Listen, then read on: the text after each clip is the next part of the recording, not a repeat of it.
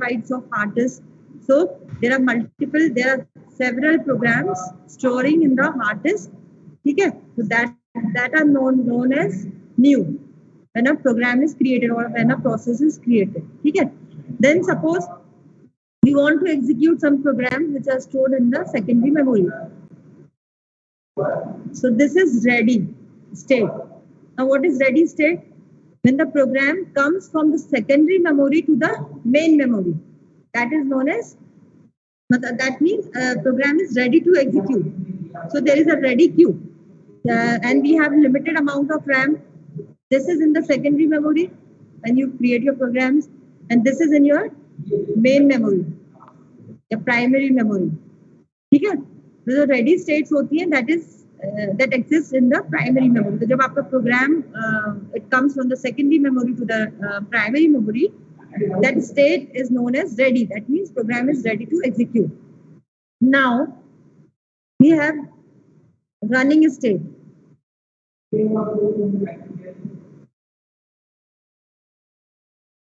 Running state. Now what is running state? When this process, here all the processes are waiting for their turn to be assigned by the CPU to execute, है ना? सारी process execute होने के लिए wait कर रही हैं. So आप क्या कर रहे हो? Suppose this is your ready queue. Process 1 आई आपके पास ready queue में main memory में execute होने के लिए. Process 2, process 3, इस तरह से कुछ processes they are all waiting for execution. ठीक है. अब क्या होगा? रनिंग स्टेट में क्या होता है? We are assuming that we have uniprocessor. हमने ये सब पढ़ा है. यूनिप्रोसेसर क्या होता है? जो मतलब आपको ऑपरेटिंग सिस्टम का सिलेबस है, that is design considering the uniprocessor. मतलब आप ये अज्यूम करके चल रहे हो कि आपका जो सिस्टम है that is only one CPU. ठीक है. मल्टी प्रोसेसर्स होंगे तो बात अलग होगी. क्या होगा? मल्टी प्रोसेसर में हर एक सीपीयू को एट अ टाइम सबको असाइन कर दिया जाएगा. बट इन यूनिप्रोसेसर जिसमें सिर्फ सिंगल सीपीयू है, तो क्या होगा? At a time one process can CPU can be assign to one process. Suppose आपने P1 को असाइन कर दिया, ठीक है, सीपीयू. तो P1 क्या हो रहा है? अभी एग्जीक्यूट हो रहा है. That is running. It is in the running state. ठीक है. तो एक सिनेरियो ये हो गया कि a process has created and it has come in the ready queue in the primary memory for execution and CPU has been assigned to it. वो execute हो रहा है. ठीक है. और एग्जीक्यूट होने के बाद वो फाइनली अपना कंप्लीशन करके टर्मिनेशन स्टेट में चला जाएगा. टर्मिनेशन मतलब it has completed it's execution. Terminate या टर्मिनेशन लिख सकते हैं. This is the last state. This state में क्या होगा? That process will release all the resources which has allocated, has been assigned to it. वो सीपीयू रिलीज कर देगा. और भी कोई भी रिसोर्सेज उसने एलोकेट की हुई है तो सारी रिसोर्सेज भी एलोकेट करके वो वहां से निकल जाएगा. ठीक है. तो this is a normal scenario कि आपने एक क्रिएट किया, रेडी किया, रनिंग किया, टर्मिनेशन किया. ठीक है. ये तो मुझे रफ करना है.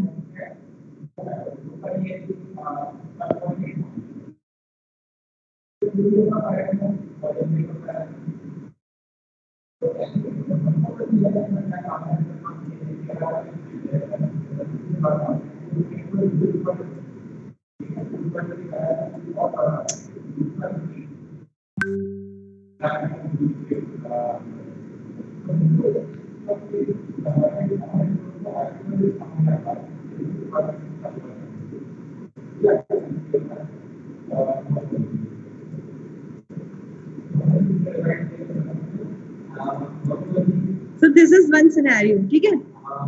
Now we have another scenario. अब क्या हो रहा है? तो ये this is the concept of multi programming. Multi programming में हम क्या करते थे? हमने एक को असाइन किया, है ना. मल्टी प्रोग्रामिंग क्या होती है? वी आर मोर क्या होता है मल्टी प्रोग्रामिंग में?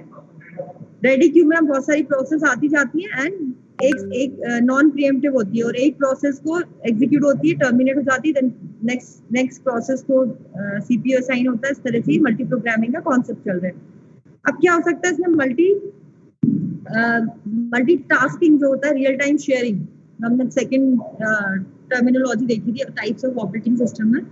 तो दूसरा क्या हो सकता है कि आपकी प्रोसेस सपोज आपने यहाँ असाइन की है, ठीक है, और इससे सपोज आपकी नेक्स्ट जो P1, सपोज यहाँ मैं लिख रही P1, ठीक है, P1 को आपने असाइन किया, लेकिन आपकी कोई VVIP प्रोसेस आ गई है, मतलब इंपॉर्टेंट प्रोसेस आ गई है, तो आपको क्या प्रायोरिटी, जिसकी प्रायोरिटी ज्यादा है, ऐसी कोई प्रोसेस अगर आती है, देन यू हैव टू, इसको आप क्या करना पड़ेगा, प्रीएम्प्ट करना पड़ेगा, मतलब इसको रोकना पड़ेगा, बाहर ले जाना पड़ेगा, देन आपको नेक्स्ट प्रोसेस को एग्जीक्यूट करना होगा। तो VVIP प्रोसेसेस क्या क्या हो सकती है, सपोज कर्नल ऑपरेटिंग सिस्टम खुद की कोई कर्नल फाइल को, कोई इंपॉर्टेंट फाइल को एग्जीक्यूट करना चाह रहा है, तो ये इस तरह से जो भी इंपॉर्टेंट, जिसकी प्रायोरिटी ज्यादा होती है, उसको पहले CPU असाइन होता है। तो सपोज आपने यहाँ असाइन किया किसी प्रोसेस को, और उसको आपने उसी प्रोसेस को, क्योंकि वो एग्जीक्यूट नहीं हो पाई, सपोज आपने उसको बाहर कर दिया CPU से, क्योंकि कोई मोर प्रायोरिटी वाली प्रोसेस यहाँ पर रन होने के लिए आ रही है, तो CPU ऑपरेटिंग सिस्टम क्या करेगा, ऑपरेटिंग सिस्टम इस प्रोसेस को, जो आपकी P1 ऑलरेडी एग्जीक्यूट हो रही थी, उसको वेट स्टेट में ले जाएगा।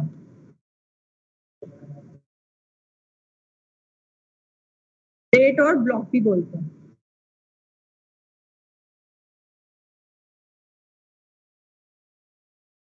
ठीक है।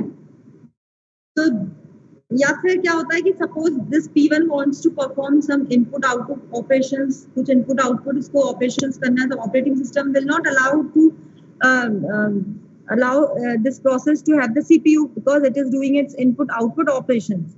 इसको अभी CPU, मतलब CPU में क्या होता है, मेनली आप एग्जीक्यूशन का काम कर रहे हैं, arithmetic operation, logical operations perform कर रहे हैं। सपोज P1 को अभी इन बिटवीन कुछ फाइल को रीड करना है, किसी फाइल को रीड करने के लिए सेकेंडरी मेमोरी को एक्सेस करना है, या फिर कुछ प्रिंट आउट देना है, या कुछ यूजर से इनपुट लेना है, तो उस टाइम पे क्या होगा, इट इज नॉट एग्जीक्यूटिंग, उस टाइम पे ऑपरेटिंग सिस्टम क्या करेगा, वो P1 को वेट स्टेट में ले जाएगा, वेट या ब्लॉक स्टेट में, और दूसरी प्रोसेस को यहाँ पर एग्जीक्यूट होने के लिए CPU असाइन कर देगा।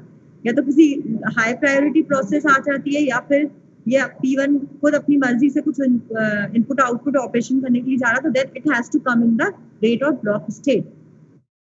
तो this is the concept of multitasking. हमने देखा था कि जो प्रीएम्प्टिव होती है, मतलब एक प्रोसेस को आपने स्टॉप कर दिया है और दूसरी प्रोसेस को एलोकेट कर दिया CPU, ठीक है। अगेन क्या होगा, जैसे ही CPU फ्री होगा हायर प्रायोरिटी प्रोसेस को एग्जीक्यूट करने के बाद, अगेन एक सिनेरियो क्या हो सकता है, then again this will come into the, एक सेकंड,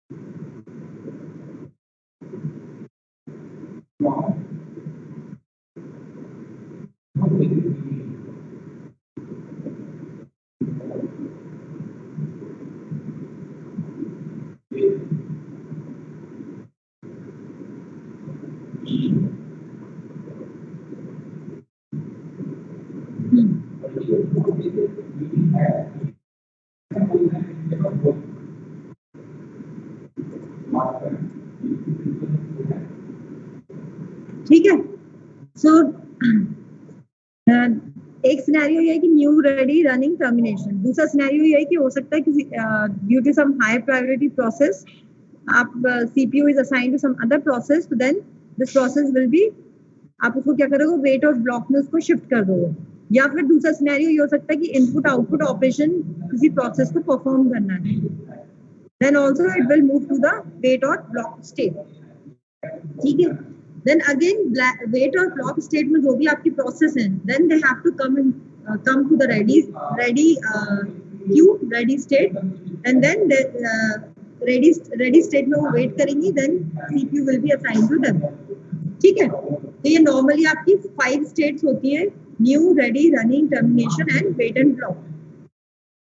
ठीक है। तो न्यू स्टेट आप देखोगे it is in the secondary memory, ready is in the primary memory, wait और block this is also in the primary memory में ही wait और ब्लॉक चलता है।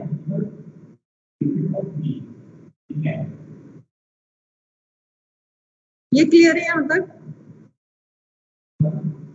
Then we have two other states also.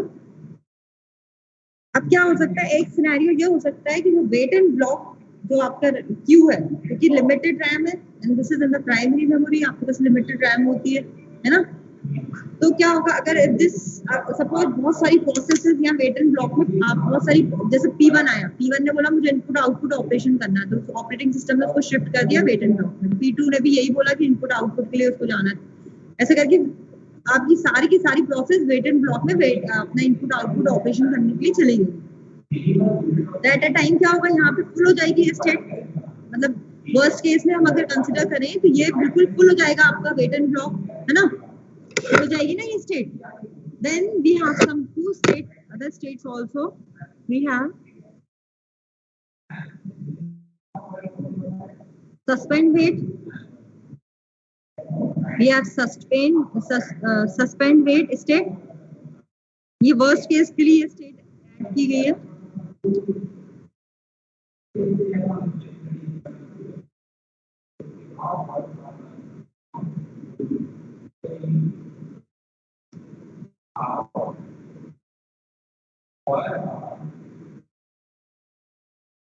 और एक आपकी होती है सस्पेंड रेडी स्टेट।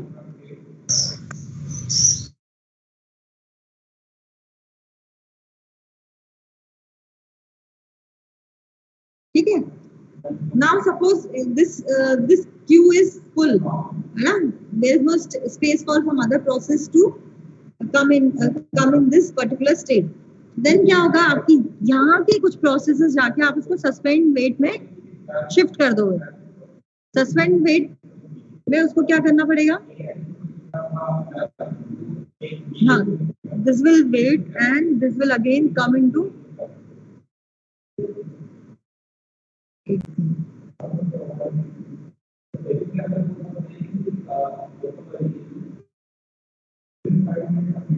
ठीक है। तो एक सिनेरियो ये है कि अगर आपकी वेट वाली स्टेट ये फुल हो जाती है देन आप उसको सस्पेंड वेट में भेज दोगे और again it will come into the wait, और वेट से वो रेडी में जाके एग्जीक्यूट करेगा। एक सिनेरियो ये हो सकता है कि रेडी क्यू जो है वो फुल हो गई, मैं इसको डिस्कस करूंगी, अच्छे से डिस्कस करूंगी, आप सुन लीजिए पहले, है ना। रेडी क्यू में क्या है, रेडी क्यू अब सपोज फुल हो चुकी है, there is no space for some other process to enter in. तो रेडी क्यू क्या करेगा, रेडी स्टेज, रेडी में जो प्रोसेसेस हैं उनको सस्पेंड रेडी स्टेट में सेंड कर देगा। ठीक है, और जैसे इसमें थोड़ी स्पेस होती है वो अगेन इसको रेडी क्यू में आ जाएंगी ये प्रोसेस।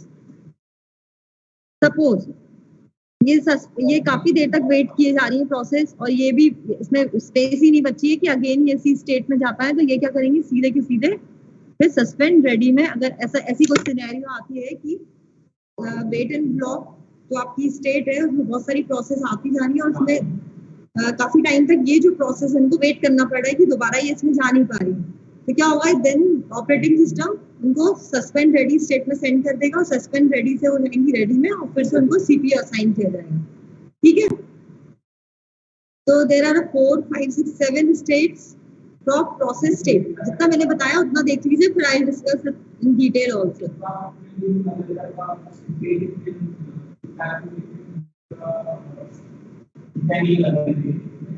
ये जितनी भी प्रोसेस होती है सब प्राइमरी मेमोरी में ही होती है।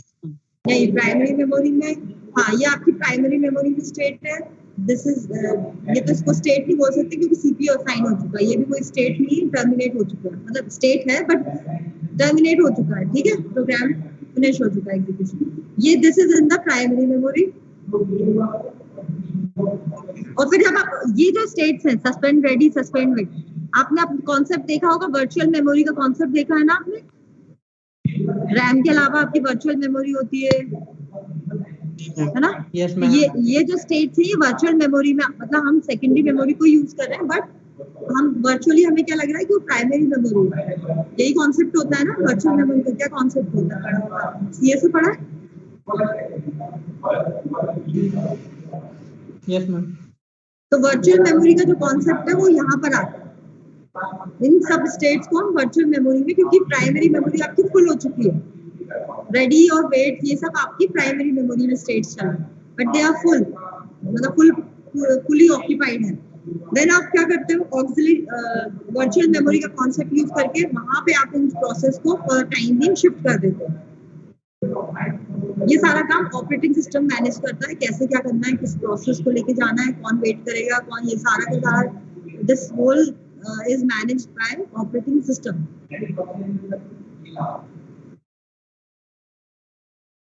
इसको देखो फिर मैं और डिस्कस करती हूँ।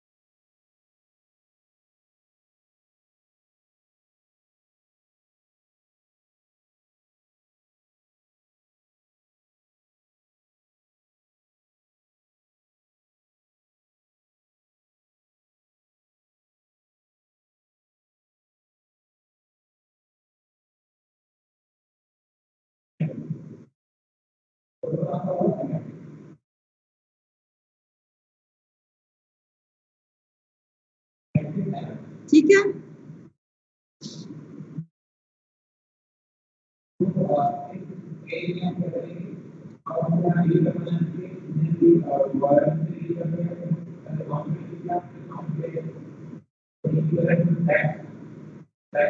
अब हम देखते हैं ये जो आपकी शेड्यूलिंग है,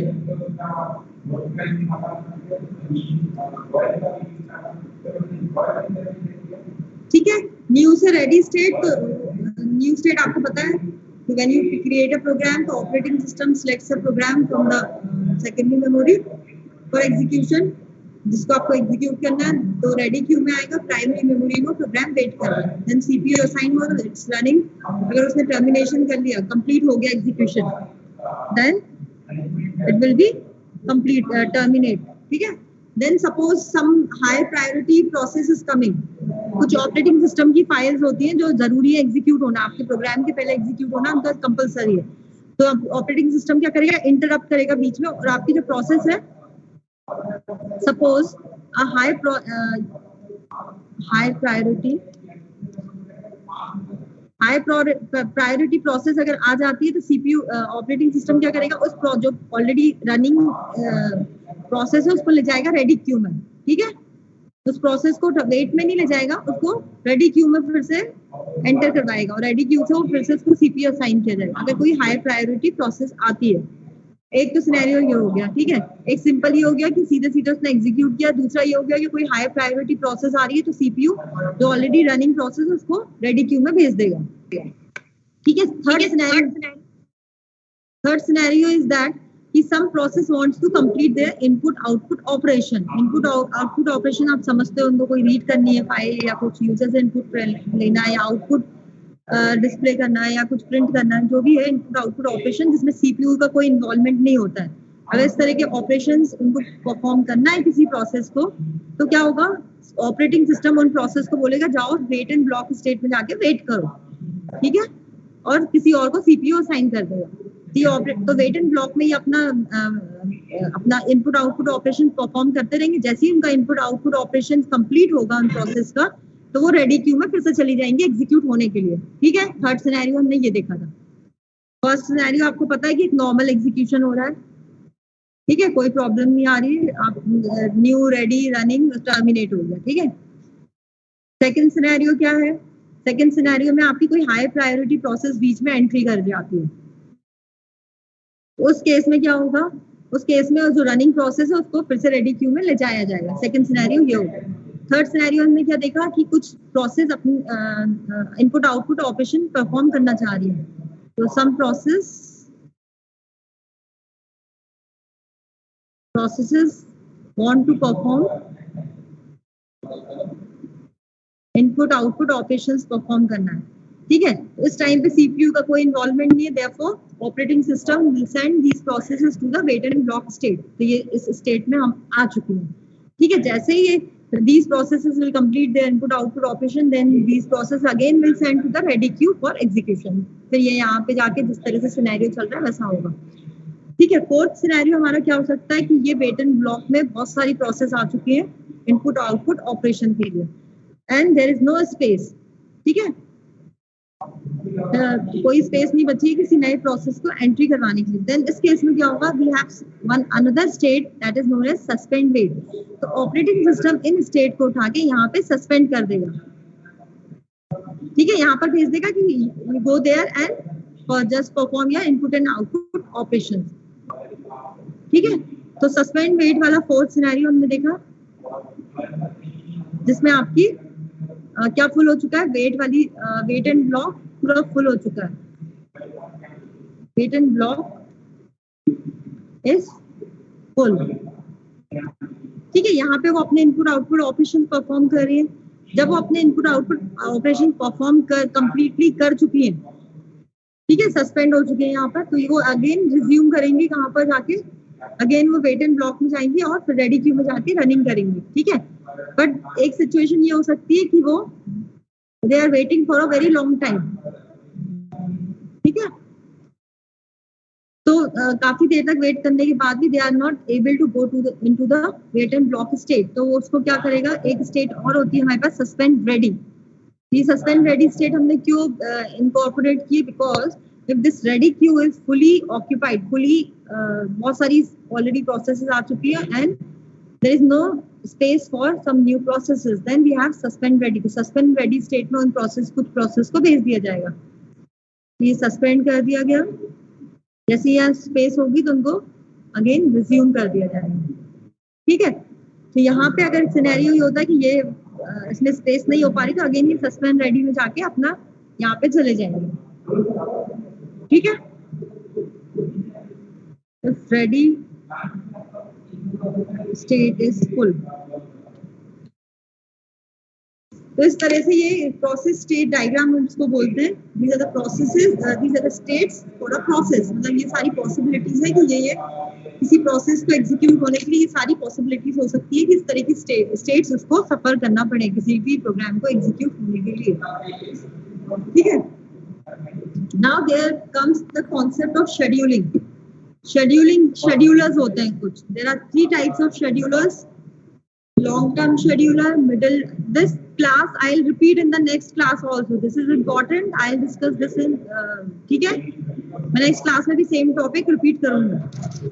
मैम हाँ मैम कोई बार बार रिमूव कर रहा है क्लास से, सेटिंग्स चेंज कर दीजिए। Yes ma'am. ओनली सेव नहीं किया है।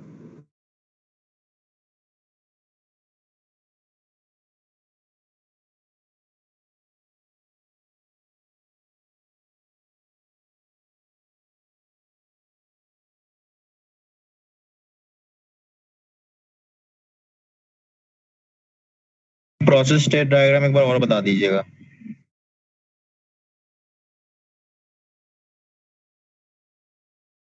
Yes ma'am.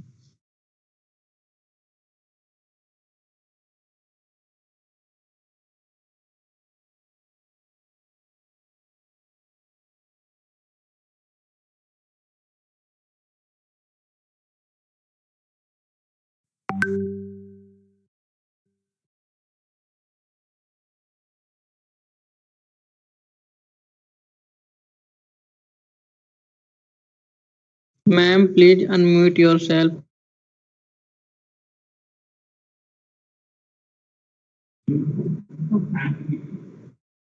So there are some schedulers. So if your program is located in the secondary memory, then there must be something which brings this program into the ready queue. या primary memory में उसको कौन लेकर आएगा?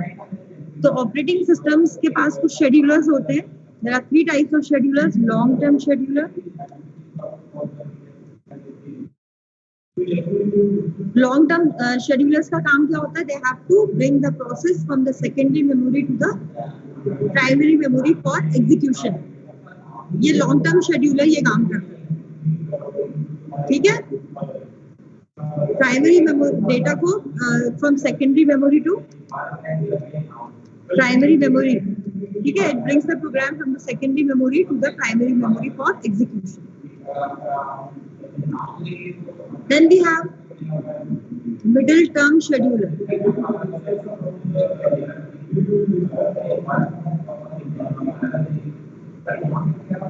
And third is short term scheduler.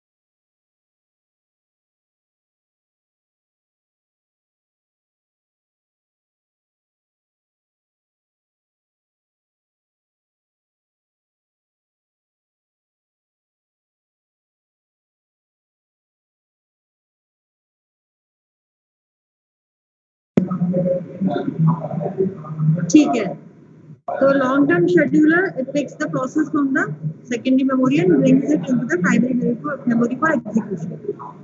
ठीक है, long term scheduler थोड़ा सा slow work करता है.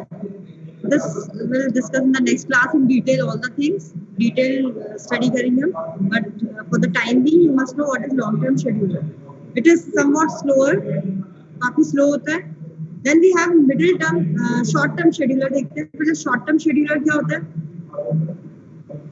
Short term scheduler ready queue से किसी प्रोसेस को उठाता है एंड सीपीयू असाइन करता है.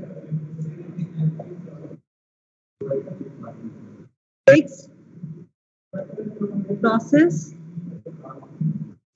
फ्रॉम रेडी स्टेट से रेडी क्यू से लेकर उसको सीपीयू असाइन करता है. Fix process from ready queue to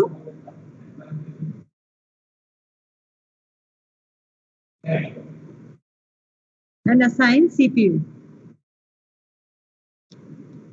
ठीक है, तो शॉर्ट टर्म शेड्यूलर का काम होता है एक प्रोसेस को रेडी क्यू से उठाया और उसको रनिंग स्टेट में ले जाना या फिर सीपीयू अलॉट करना.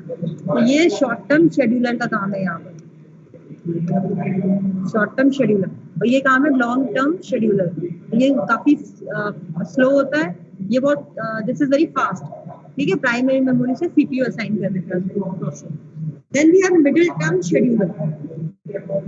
मिडिल टर्म मैम कौन सा स्लो होता है कौन सा फास्ट? हाँ, because short term scheduler this is faster. This one is very fast. I'll discuss in detail है ना मैं points, क्योंकि these are very important topic. You must have the notes also. तो थोड़ा कुछ मैं आपको next class में इसको मैं थोड़ा सा लिखवाऊंगी भी. Short term scheduler these are very fast क्योंकि प्राइमरी मेमोरी से प्रोसेस को पिक करते हैं और उसको सीपीयू असाइन कर देते हैं. Short term scheduler. Long term scheduler आपका बहुत स्लो होता है as compare to middle term and short term. Then there is middle term scheduler. Middle term scheduler क्या होता है? Middle term scheduler actually swapping का काम करता है. स्वैपिंग कैसे हो रही है? जैसे कि हम सपोज जो हम ये मल्टीटास्किंग यूज कर रहे हैं, सपोज एक इनपुट आउट मल्टीटास्किंग हमने क्या यूज किया था, हाई प्रायोरिटी प्रोसेस आया तो हमने then we have shifted this process to the ready queue. तो this is the work of middle term scheduler, मतलब एक प्रोसेस को एक स्टेट से ले जाके दूसरी स्टेट में ले जाना। देन सपोज कोई process input output operations perform कर रही है, देन मिडिल टर्म शेड्यूलर क्या करेगा, उसको रनिंग स्टेट से ले जाके उसको वेट एंड ब्लॉक स्टेट में शिफ्ट कर देगा। Suppose wait and block is full, then middle term scheduler will shift this process to the suspend wait. इस तरह से जब स्वैपिंग का काम हो रहा है, मतलब एक स्टेट से दूसरी स्टेट में हम इन बिटवीन जो ट्रांसफर कर रहे हैं process system, that is perform by middle term scheduler. तो मिडिल टर्म शेड्यूलर की स्पीड लॉन्ग टर्म से थोड़ी ज्यादा होती है, बट हाँ स्पीड लॉन्ग टर्म से ज्यादा होती है, लेकिन शॉर्ट टर्म से थोड़ा सा स्लो होता है as compare to short term scheduler. ठीक है, and middle term scheduler works in between long term and short term scheduler. ठीक है, I repeat the whole class in short. In the next class we'll discuss these things in detail. Okay, so what is the process? Diagram बता दीजिए ना एक बार। हाँ, मैं पूरा diagram explain कर रही हूँ। So what is the process? Process क्या होती है, जब आप किसी प्रोग्राम को एग्जीक्यूट कर रहे होते हैं, that is known as process. और प्रोग्राम जब आप क्रिएट करते हो, एक्चुअली में प्रोग्राम कोई क्रिएट करते हो तो सबसे पहले क्या होता है, वो हार्ड डिस्क में सेव हो जाता है। हार्ड डिस्क आपकी सेकेंडरी मेमोरी, तो this is known as new state. जब आपने किसी प्रोग्राम को क्रिएट किया है और वो एग्जीक्यूट होना चाह रहा है, तो that is known as new state. ठीक है, नाउ अब उस प्रोग्राम को आपको एग्जीक्यूट करना है, तो it will come in the ready state. Ready मतलब वो बिल्कुल रेडी एग्जीक्यूट होने के लिए। रेडी मतलब जैसे आपने देखा होगा, आपने किसी प्रोग्राम को कंपाइल किया, तो बस आप उसको एग्जीक्यूट कर रहे हो, है ना, दैट इज वो रेडी स्टेट में आ चुका है। तो रेडी स्टेट में कौन लेकर आता है इसको, long term scheduler secondary memory से प्रोग्राम को पिक करता है, देन इट विल उसको वो ट्रांसफर कर देता है रेडी क्यू में फॉर एग्जीक्यूशन। ठीक है, now we are talking about the uniprocessor concept. हम ऑपरेटिंग सिस्टम में जो भी टॉपिक्स पढ़ेंगे वो सब यूनिप्रोसेसर को माइंड में रख के ही पढ़ना है कि we have only one CPU in our system.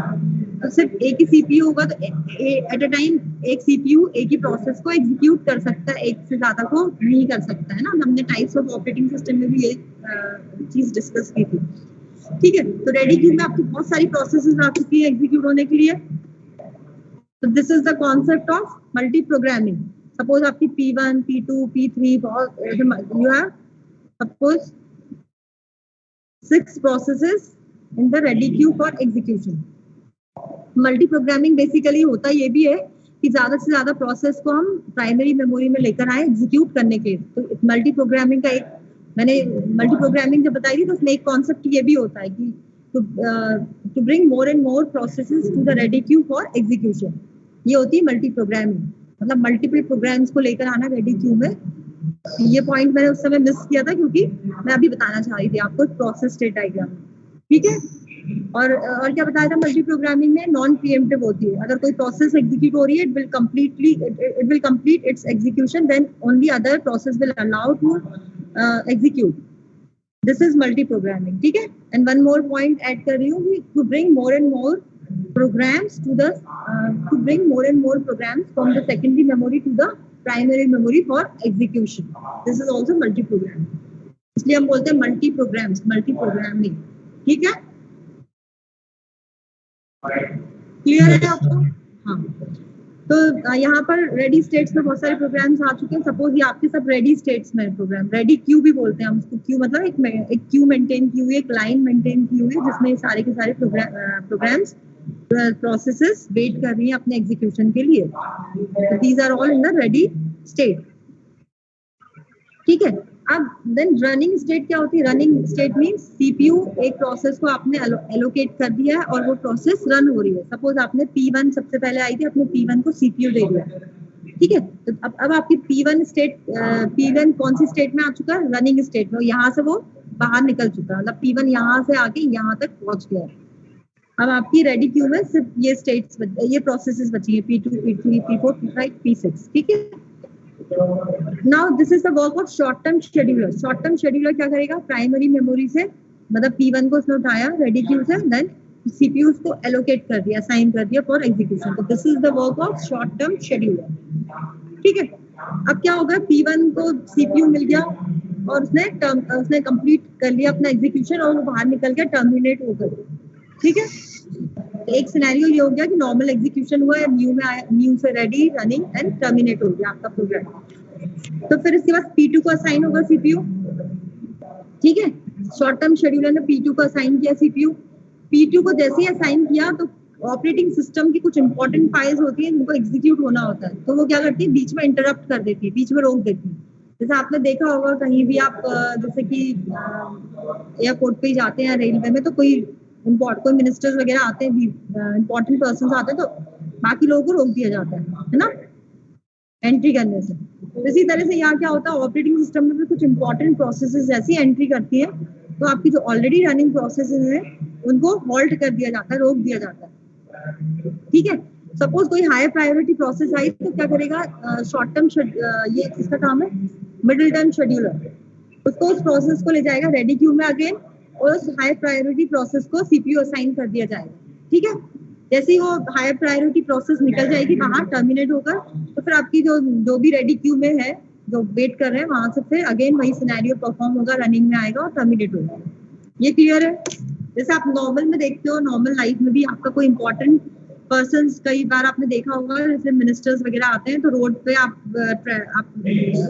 Traffic रोक दिया जाता है ना, रोक दिया जाता है, पहले उनकी गाड़ियां निकलती हैं मिनिस्टर्स की। इसी तरह से जब ऑपरेटिंग सिस्टम में भी सेम सिनेरियो होता है, कुछ इंपॉर्टेंट प्रोसेसेस आती है, उनकी प्रायोरिटी ज्यादा होती है, तो बाकी जो आपकी लो प्रायोरिटी प्रोसेस है उनको रोक दिया जाता है, ठीक है, वेट करने के लिए बोल दिया जाता है।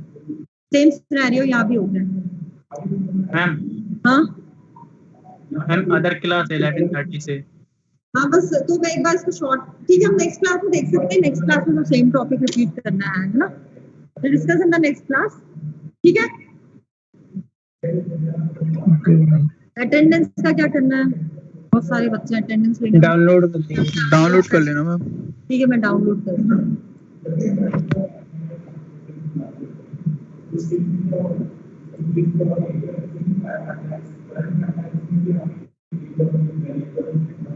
ठीक है, डाउनलोड हो गई अटेंडेंस।